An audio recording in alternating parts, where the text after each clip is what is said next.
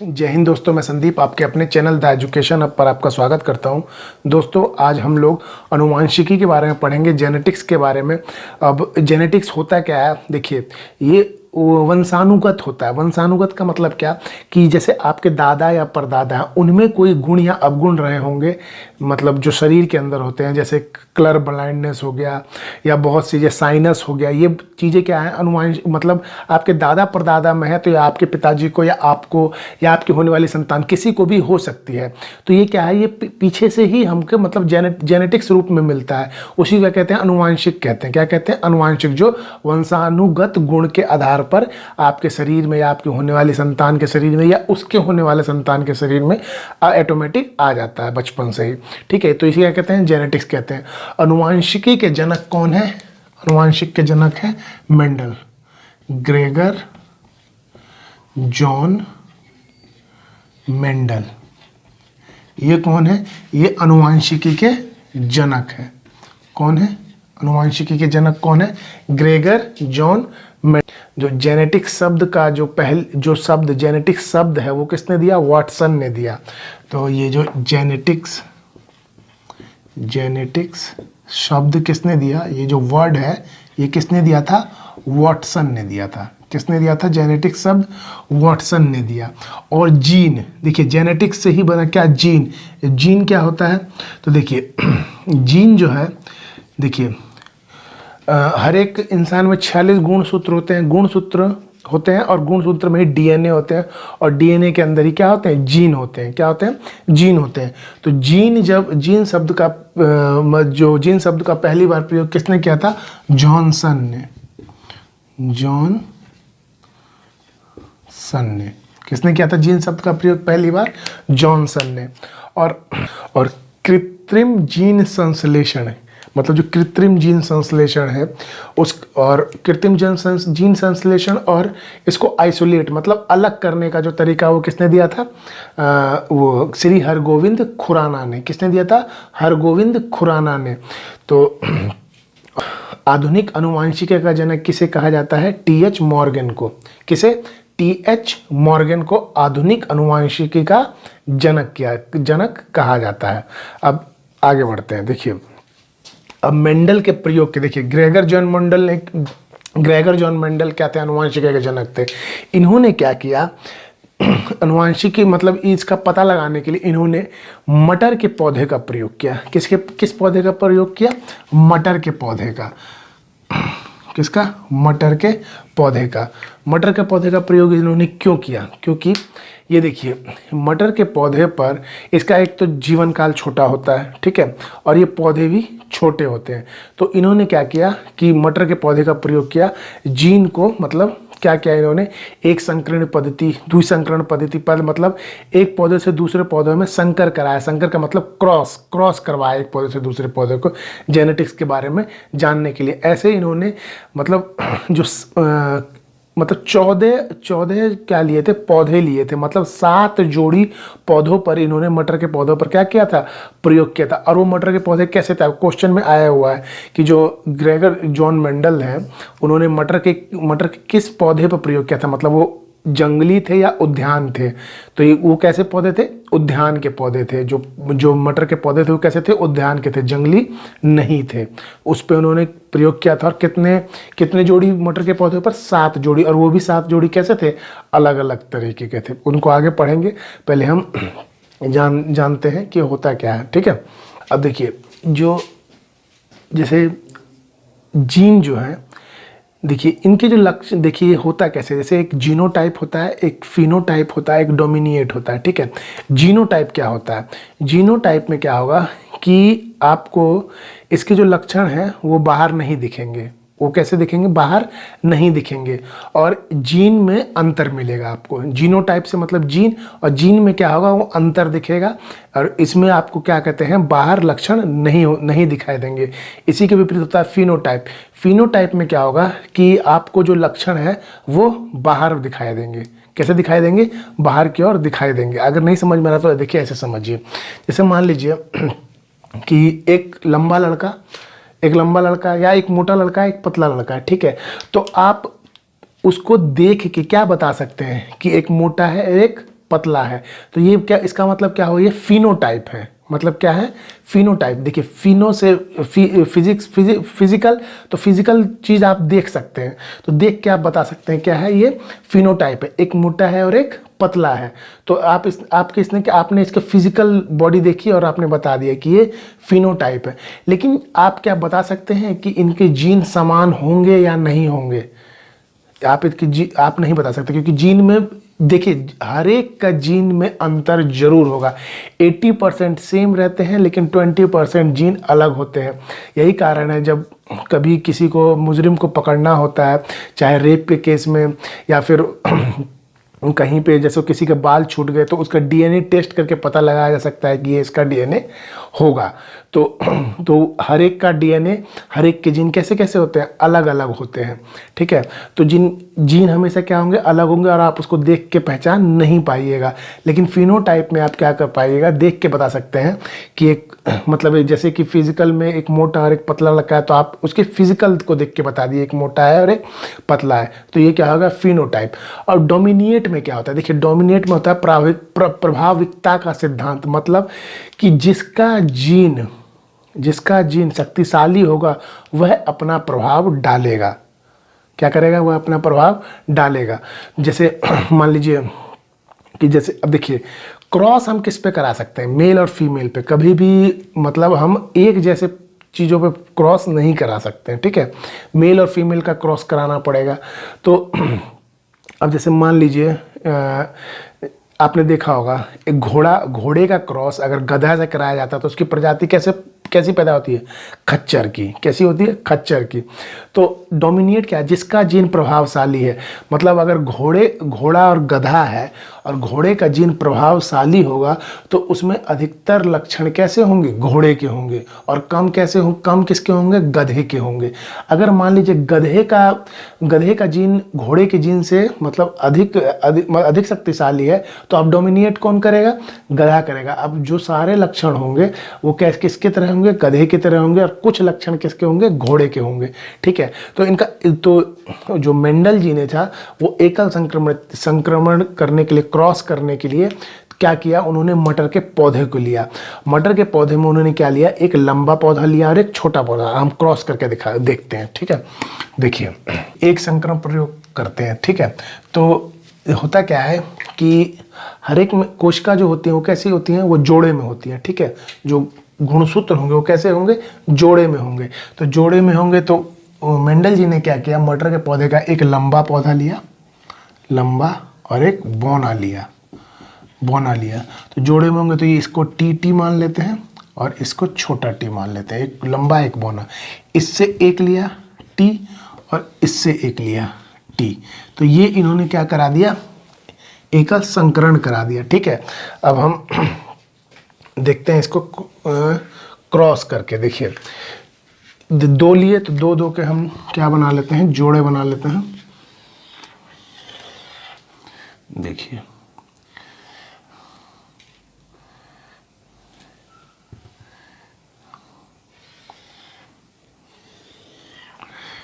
ये टी। अब देखिए संकरण कराते हैं, ये और ये करेंगे तो क्या बनेगा, टी लंबा, मतलब ये लंबा होगा। और देखिए ये कैसा होगा, ये शुद्ध हुआ जब भी एक तरह के होंगे। अब देखिए मेंडल ने प्रयोग किस लिए किया था, ये थोड़ी है कि एक ही प्रजाति का ले लेंगे और एक करवा देंगे। उन्हें प्रयोग क्यों करना था, वो अलग अलग तरीके से करके दिखना चाहते थे कि मतलब क्या प्रभाव पड़ता है। तो इन्होंने क्या किया, पहले टी और टी लिया, तो ये लंबा, जाहिर सी बात है एक लंबा दूसरा लंबा, तो प्रजाति तो लंबी होने वाली है। और ये कैसी हुई, शुद्ध हुई। ठीक है, अब इसमें क्या हुआ कि एक बार ये टी लिया फिर ये टी लिया, तो इसमें क्या हुआ, टी। अब मान लीजिए ये इस वाले लंबे पौधे का जीन डोमिनेट कर रहा है, मतलब प्रभाव दे रहा है, इसका जीन शक्तिशाली है। तो अब पौधा कैसा होने वाला है, लंबा होगा।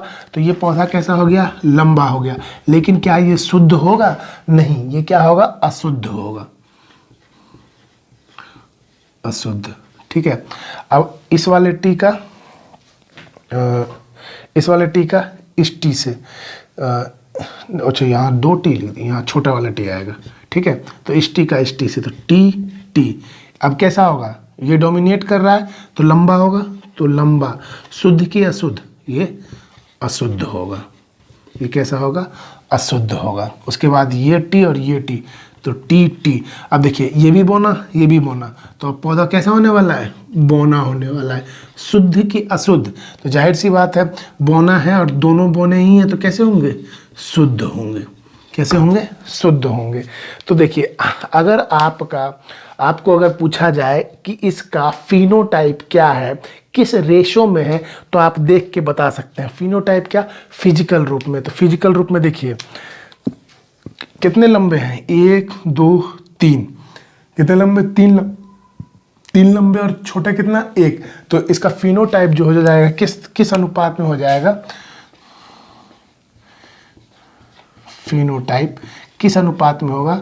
लंबा अनुपात शुद्ध।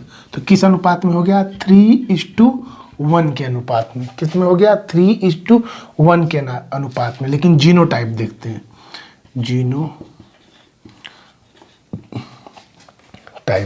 तो देखिए अब इसमें जीनोटाइप में क्या क्या होगा? एक लंबा होगा, अशुद्ध होगा और बौना होगा। क्यों? क्योंकि हम तो इसमें जीन की बात कर रहे हैं। तो एक लंबा जीन, एक बौना जीन, और दोनों को मिलके बनेगा तो जाहिर सी बात है शुद्ध बनेगा नहीं। क्या बनेगा? अशुद्ध बनेगा।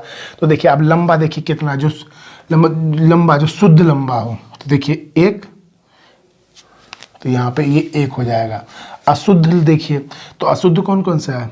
1 और ये 2 अशुद्ध हो गए, तो ये 2। अब बौना देखिए कितना है? 1। तो इसका जो रेशो होगा वो कैसा हो जाएगा? 1:2:1 में हो जाएगा। तो आपसे क्वेश्चन में बहुत बार पूछा है कि मेंडल के एकल संकरण में जब हम पौधों का क्रॉस कराते हैं तो उसका फिनोटाइप किस अनुपात में होता है। अगर आपको ये करना आता है तो अच्छी बात है, लेकिन इससे बढ़िया है कि आप क्या कर लीजिए? याद कर लीजिए। याद करने के लिए क्या है?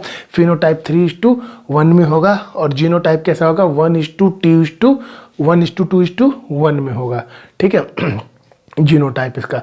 इसी तरह अब देखिए इसमें प्रभाव, देखिए फिनोटाइप में प्रभाव किसका है?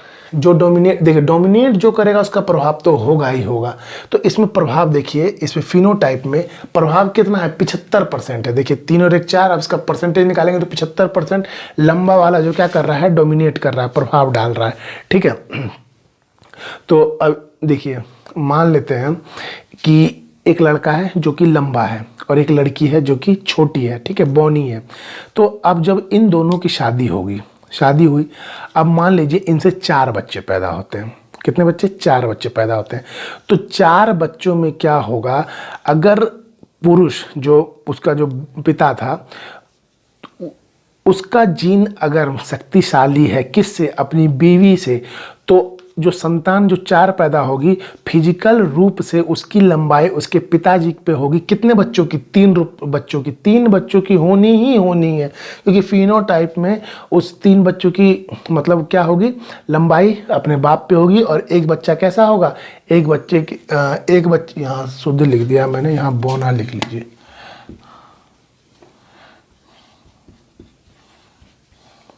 तो एक बच्चे की लंबाई कैसे होगी? छोटी होगी। अगर मान लीजिए कि उसके पिताजी का जीन शक्तिशाली नहीं है, उसकी माता का जीन शक्तिशाली है, पिता से माता का जीन शक्तिशाली है, तो जो 3 जो बच्चे होंगे वो कैसे होंगे? बौने होंगे। और एक बच्चा कैसा होगा? लंबा होगा। एक बच्चा कैसा होगा? लंबा होगा। ये पूरा खेल जो है वो जीन के मतलब शक्तिशाली, जिसका भी जीन शक्तिशाली होगा, जिसका भी जीन उससे ज़्यादा प्रभावशाली होगा, जो संतान होगी वो उसके हिसाब से काम करेगी। मतलब 75% गुण जिसके भी जीन शक्ति, अगर बाप के जीन शक्तिशाली है तो बाप के फिजिकल रूप से 75% आएगा और माँ का 25%। और अगर माँ का जीन शक्तिशाली है तो माँ के गुण 75% आएंगे बच्चे में और 25% पिता के। तो फिनोटाइप में वो फिजिकल रूप से दिखेगा। लेकिन जीन में क्या होता है? आपके गुण, अब गुण जो होते हैं कि यार मान लीजिए कोई बीमारी है या कुछ है, तो उसमें जीनोटाइप में क्या होगा? अगर 4 बच्चे हैं तो निश्चित है कि एक बच्चा लंबा होगा, एक बौना होगा और दो में दोनों मिक्सचर होंगे। अगर एक 6 फुट का है, एक 5 फुट का है, तो एक 2.5 जो होंगे वो 5.5 फुट के होंगे। मान लेते हैं एक गुस्सा, मतलब क्या हो, इसको शुद्ध लंबा मान लीजिए, ये शुद्ध लंबा, ये शुद्ध बौना, और ये तो अशुद्ध हो ही गया, ठीक है। शुद्ध लंबा, अशुद्ध और शुद्ध बौना, ठीक है। तो इसमें जो क्या होगा, मान लीजिए दोनों लड़के लड़की की शादी हुई, लड़का बहुत गुस्से वाला है और लड़की कम गुस्से वाली है। अब उन दोनों के मिलकर उन दोनों से 4 बच्चे हुए, तो 4 में से एक बच्चा बहुत गुस्से वाला होगा, एक बच्चा बहुत कम गुस्से वाला होगा, और बाकी जो 2 होंगे वो दोनों तरह से होंगे। माँ बाप के दोनों को ज़्यादा गुस्सा भी आएगा, कम गुस्सा भी आएगा, मतलब मैनेज करके चलेगा। तो समझ में आया फिनोटाइप और जीनोटाइप, ठीक है। तो यही है, इसका प्रभाव कितना आता है, तो ये 25%, 50% और ये 25% और ये 75% और ये 25%, ठीक है, फिनोटाइप और जीनोटाइप। अब हम इसी तरह क्या किया, मेंडल ने द्विसंकरण कराया, मतलब 2 पौधों को क्रॉस कराया। 2 पौधों को क्रॉस देखिए कैसे कराया, गोल लिया और कलर में लिया पीला, और एक तरफ उसने लिया चपटा जिसको झुर्रीदार भी कहते हैं, झुर्रीदार और हरा, ठीक है। तो चपटा में क्या, गोल में क्या लिया उसने, मान लेते हैं आर लिया, और येलो में मान लेते हैं वाई, क्योंकि देखिए जोड़ों में रहते हैं इसलिए जोड़ों में, ठीक है। और चपटा में आर छोटा ले लिया और वाई ये, ठीक है। अब इसका एकल वो करवाया, तो इसमें से देखिए एक आर द्विसंकरण कराया, इसमें एक वाई, इसमें से एक आर और इसमें से एक वाई, ये ले लिया, ठीक है। आर वाई मतलब एक गोल वाला लिया, एक कलर में पीला वाला लिया, इधर से एक चपटा वाला लिया और कलर में हरा वाला लिया, और दोनों को मिला के एक अलग ही प्रजाति पैदा कर दी।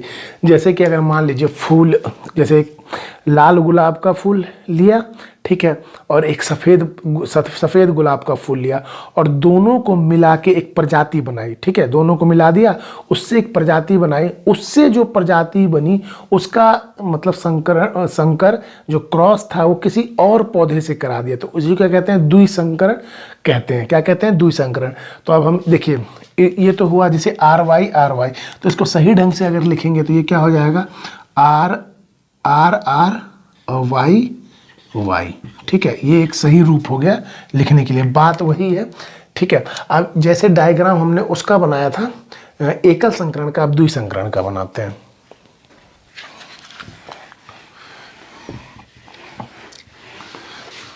उसमें देखिए कितने 2 पौधे लिए थे, तो उसमें क्या हुआ था, 2 दूनी 4 बॉक्स बनाने पड़े थे। इसमें आपने 1 2 3 4 तरह के लिए, तो इसमें 4 गुना 4 कितने बॉक्स बनाने पड़ेंगे, 16 बॉक्स बनाने पड़ेंगे। तो बनाते हैं।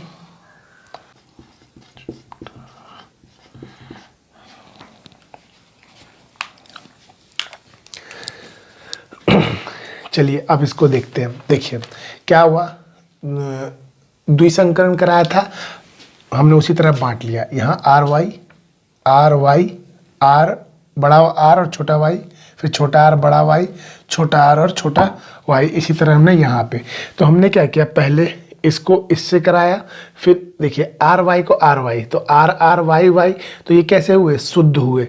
अब देखिए इसमें जो डोमिनेट कौन कर रहा था, आर कर रहा है, बड़ा आर क्या कर रहा है, डोमिनेट कर रहा है, तो इसलिए हमने क्या लिखा, गोल पीला, जो डोमिनेट करेगा उसको हम लिखेंगे। इसी तरह आर और बड़ा वाई छोटा वाई, तो ये तो शुद्ध हो गया था, ये कैसा होगा, ये अशुद्ध होगा, डोमिनेट कर रहा है कौन, गोल, और ये तो गोल होना ही था क्योंकि आर था। पहले इससे पहले जब मैं बता रहा था तो उसमें मैंने बताया था ना, आर गोल था, वाई पीला था, और छोटा आर चपटा था, और छोटा वाई क्या था, हरा था। तो यहाँ पे देखिए बड़ा वाई और वाई, तो डोमिनेट कौन कर रहा है, पीला, गोल पीला, और ये कैसा होगा, अशुद्ध होगा। फिर ये आर वाई और ये आर वाई, तो आर वाई, ये भी कैसा होगा, अशुद्ध हो गया, गोल पीला कैसा अशुद्ध, फिर इसका फिर इससे कराया, इसी तरह इसका इससे कराया, फिर इसका इससे, इसका इससे, इसका इससे, तो ये आपका पूरा डायग्राम बन गया। तो ये डायग्राम आप भी बना सकते हैं, लेकिन आपको समझना पड़ेगा। अगर मान लीजिए एग्जाम में आया तब क्या करेंगे, तो एग्जाम में छोड़ दीजिए क्योंकि बहुत सारा टाइम वेस्ट होगा। तो हम इसका क्या समझ लेते हैं कि जीनोटाइप और उसका फिनोटाइप क्या होगा, किस रेशो में होगा। ठीक है, तो देखिए इसका जो फिनोटाइप है और जीनोटाइप है, फिनोटाइप समझ लेते हैं पहले इसका जो फिनोटाइप होगा, फिनोटाइप, इसका फिनोटाइप होता है 9:3:3:1 में होगा। कैसा होगा, 9:3:3:1। अब इसका देखते हैं, इसका फिनोटाइप का रेशियो क्या होगा, 9:3:3:1 में। तो आपने इसे एकल में जब करवाया था तो आपने 3:1 पढ़ा था, तो आप 3:1 तो याद रखिए, उसके आगे 3 एक और उसके आगे एक 9 जोड़ दीजिएगा, 9:3:3:1 में। और इसका जीनोटाइप समझते हैं। देखिए जीनोटाइप, तो जीनोटाइप क्या होता है, इसका जीनोटाइप का रेशो होता है, देखिए पहले याद रखिए, पहले वाला याद रखिए क्या था, 1:2:1 था। ठीक है, 1:2:1 था। उसके बाद इसको दुगना कर दीजिए तो क्या हो जाएगा, 2:4:2 हो जाएगा, 2:4:2 हो गया। और इसको फिर से एक बार लिख दीजिए, 1:2:1। ये आपका जीनोटाइप होता है। कितना होता है, क्या होता है, जीनोटाइप। देखिए 1:2:1, 2:4:2 और 1:2:1, ये आपका जीनोटाइप का रेशियो हो गया और ये आपका फिनोटाइप का रेशियो हो गया। ठीक है, तो ये जो था द्विसंकरण था। अब आगे जो हम पढ़ते हैं, जो मेंडल ने जो 7 विभिन्न पौधे जो दिए थे कि जो 7 जोड़ी पौधों का, मटर के पौधों का जो लिया था उन्होंने, पौधे थे, फूल थे, 7 प्रजाति जो लिए थे, उनके बारे में जानते हैं। चलिए अब देखते हैं। देखिए इसमें एक क्वेश्चन था, मेंडल का जो प्रयोग था किस जनन पर आधारित था, मतलब लैंगिक जनन पर या अलैंगिक जनन पर। तो मेंडल का प्रयोग किस पर आधारित था, लैंगिक जनन पर। किस पर आधारित था, लैंगिक जनन। और लैंगिक जनन में नर तथा मादा का होना आवश्यक है, तभी लैंगिक जनन हो सकता है। और उन्होंने जो 7 विभिन्न प्रकार की प्रजातियां लिए थे उनके बारे में जानते हैं। देखिए उन्होंने बीज की आकृति कैसी ली, गोल तथा चपटा, जो मैंने अभी संकरण करके दिखाया था, किसमें, द्विसंकरण में। ठीक है, तो बीज कैसे थे, गोल लिए थे और कैसे लिए थे, चपटे लिए थे। चपटे को क्या कहते हैं, झुर्रीदार भी कहते हैं। उसी तरह बीज का रंग, जैसे अभी पीला और हरा लिया था हमने, कैसा, पीला तथा हरा। उसके बाद फूल कैसे लिया था, तो मैंने लाल और सफ़ेद का बताया था आपको कि लाल और सफ़ेद मिलकर किया, फिर उसका संकर क्रॉस जो है किसी और पौधे से करा दिया। रंग कैसा था, लाल तथा सफ़ेद। जो फली जो होती है, मतलब पौधे टाइप में होते हैं, जैसे आप एक उसकी फली आती है, चने की भी फली आती है, जो हरे रंग के चने होते हैं उसकी एक फली आती है, तो उसी को कहते हैं फली की जो आकृति कैसी थी, वो फूले हुए तथा वो भी कैसे थे, चपटे तथा झुर्रीदार, चपटे या झुर्रीदार। फली का रंग कैसा था, हरा तथा पीला लिया था। पौधे की लंबाई कैसी ली थी, बताया अभी मैंने, लंबा तथा कैसा, बौना लिया था। और फूल की स्थिति कैसी, कछस्थ तथा अग्रसत। कछस्थ का मतलब है किनारा और अग्रस्थ का मतलब है ऊपर वाला। तो कैसा लिया था, फूलों की स्थिति कैसी थी, किनारे वाली और ऊपर वाली। तो ये इन्होंने 7 प्रकार की प्रजातियों को लिया था। और पौधे कितने प्रकार के हो गए, 14 प्रकार के। ये तो 7 जो ये प्रजाति होगी कि इस तरह के लिए, लेकिन पौधे तो कैसे हो गए, 14 तरह के हो गए ना, गोल, चपटा, ये 2, पीला तथा हरा 4, इस तरह की कितनी प्रजाति ली इन्होंने, 14 प्रजातियों को लिया। और फिर क्या किया, अपना आनुवंशिक का नियम दिया, उस पर मतलब जो भी संकर कराया, क्रॉस कराया, ये सब किए। तो दोस्तों आज हमने बॉटनी को समाप्त कर लिया। बॉटनी आपका समाप्त हो चुका है। मैंने एक चीज़ क्लियर किया, इसकी प्लेलिस्ट बनाई है। इसका अभी सारी प्लेलिस्ट का मैं लिंक डिस्क्रिप्शन में दे दूंगा, आप वहाँ जाके, जिन्होंने वीडियो नहीं देखी है बाकी की वीडियो, वो वीडियो ज़रूर देख लेंगे और देखने के बाद बताएंगे कि वीडियो कैसी लगी। तो आज का सेशन दोस्तों यहीं समाप्त करते हैं। और जो भी दोस्त, जो भी भाई जो इस चैनल पर नए हैं, उनसे रिक्वेस्ट है कि वो वीडियो अच्छा लगे तो सब्सक्राइब करें, लाइक करें, ज़्यादा से ज़्यादा लोगों तक उसको शेयर करें। तो आज के लिए इतना ही। Thank you, have a nice day. जय हिंद, जय भारत।